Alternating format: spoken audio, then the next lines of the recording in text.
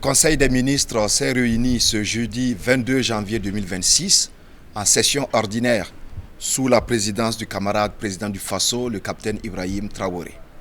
Le Conseil a examiné plusieurs dossiers inscrits à son ordre du jour, adopté des décrets et pris d'importantes décisions pour la bonne marche de la nation et pour l'amélioration des conditions de vie des Burkinabés, conformément à la révolution progressiste populaire. Au titre des grands dossiers examinés et adoptés ce jour, et pour le compte du ministère de l'Économie et des Finances, le Conseil a adopté un décret portant création de l'agence Faso-Mebo, résultant d'une transformation de l'initiative présidentielle Faso-Mebo. Pour plus de détails, j'invite ici le ministre Aboubakar Nakanabo. Le Conseil a examiné et adopté un décret portant création de l'agence Faso-Mebo. L'agence Faso-Mebo est un établissement public de l'État qui aura pour fonction d'assumer les fonctions qui sont aujourd'hui exercées par l'initiative présidentielle Faso-Mebo. Alors, l'initiative présidentielle Faso-Mebo a été créée avec pour ambition de participer à l'aménagement et à l'embellissement des villes, mais également à la réalisation des infrastructures. Et au regard, bien sûr, de l'importance de la mission et au regard du fait que Faso-Mebo est en train de monter en puissance avec tout ce que Faso-Mebo a comme équipement, également comme personnel et surtout comme ambition en termes de réalisation d'infrastructures, il était important de revoir les cadres institutionnels de Faso-Mebo de sorte à ce que nous puissions disposer d'un cadre bien adapté donc, aux missions et aux ambitions de Faso-Mebo. Donc c'est pour cela qu'aujourd'hui il a été décidé que l'initiative présidentielle Faso-Mebo va être transformée en agence et cette agence sera dotée de tous les moyens donc, au niveau institutionnel mais surtout les moyens matériels et les moyens humains nécessaires pour permettre de réaliser donc, les grandes ambitions d'infrastructures portées par les camarades présidents du Faso. Faso-Mebo a deux volets, il y a le volet embellissement et aménagement des villes, mais également le volet réalisation des infrastructures avec les brigades routières. Et aujourd'hui, nous pouvons dire que Faso-Mebo est en train de réaliser de très grands chantiers à l'image de l'autoroute Ouagabougou. Et au regard, bien sûr, de l'importance de ces infrastructures, il était vraiment temps qu'on fasse en sorte que Faso-Mebo puisse disposer de tout ce qu'il faut pour réaliser convenablement cette mission. Avec donc la nouvelle architecture, Faso-Mebo est doté d'une direction générale et également un conseil d'administration qui suit. Et la direction générale aura tous les services techniques nécessaires pour réaliser à bien la mission.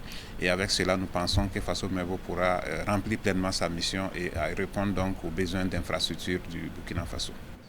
Au titre du ministère de la Guerre et de la Défense patriotique, le Conseil a adopté un projet d'ordonnance portant un régime juridique applicable aux volontaires pour la défense de la patrie. Pour plus d'informations, j'invite ici le ministre d'État, le général de division Célestin Saint-Poré. Depuis plusieurs années, comme vous le savez, le Burkina Faso fait face à une menace terroriste plaçant les forces armées nationales et les forces de sécurité intérieure dans un état d'engagement permanent avec une nécessité de renforcement de leurs effectifs et de mobilisation citoyenne accrue à leur côté. C'est dans ce contexte que les VDP ont été mises en place par la loi numéro 28-2022 ALT du 17 décembre 2022, instituant les volontaires pour la défense de la patrie.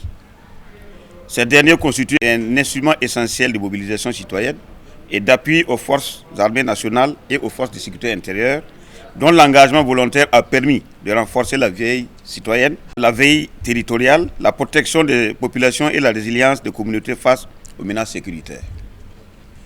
Toutefois, même si la loi 028-20 ALT du 17 décembre 2022 pose les principes fondamentaux du dispositif des VDP, elle ne permet pas de répondre avec la souplesse et la réactivité requises par certaines situations. En effet, l'expérience acquise au fil du temps a mis en évidence les limites du régime juridique des VDP, notamment en termes de recrutement, de durée de contrat, de mobilité territoriale et de protection sociale. C'est pour pallier donc à ces insuffisances, sans remettre en cause les fondements juridiques du dispositif existant, que le présent projet d'ordonnance est proposé. Les innovations essentielles sont les suivantes. L'adaptation des modalités de recrutement de l'emploi des VDP, notamment par l'introduction du niveau de recrutement et d'emploi régional. la facilitation de la mobilité des VDP en fonction des besoins opérationnels, l'assouplissement des règles relatives à la durée de l'engagement afin de garantir la continuité de l'action sur le terrain, la sécurisation juridique du VDP en cas de disparition ou de captivité et la prise en compte de ses ayants droit. Pour le compte de la présidence du Faso, le Conseil a adopté un rapport relatif à une série d'investissements structurants et prioritaires à réaliser durant l'année 2026 en vue de renforcer les acquis et d'accélérer le développement économique et social du Burkina Faso. Il est important de souligner que de septembre 2022 à ce jour, plusieurs réformes majeures ont été opérées par le gouvernement sous le leadership du camarade président du Faso, le capitaine Ibrahim Traoré. Dans le même ordre d'idées, d'importantes réalisations et acquisitions ont été faites dans le cadre de la lutte contre le terrorisme, mais aussi pour garantir un mieux-être aux Burkinabés et assurer à notre pays un véritable développement endogène, durable pour le Burkina Faso. La volonté du chef de l'État d'imprimer une dynamique proactive, efficace et efficiente a conduit à la mise en place de plusieurs initiatives présidentielles dont les interventions sont coordonnées par le Bureau national des grands projets du Burkina. Les investissements envisagés se présentent comme suit. Pour l'initiative présidentielle pour une éducation de qualité qui vise à améliorer l'accessibilité et les conditions de travail et de vie dans tous les secteurs de l'éducation, du préscolaire au supérieur, mais aussi dans l'enseignement technique.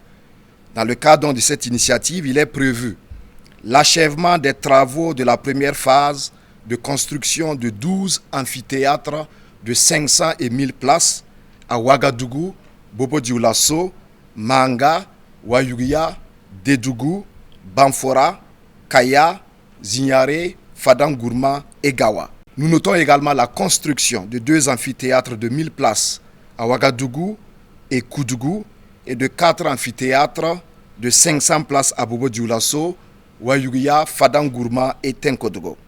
Il y a enfin, au titre de cette initiative, la construction de 4 lycées techniques professionnels à Bagré, Samandeni, Yako et Kaya.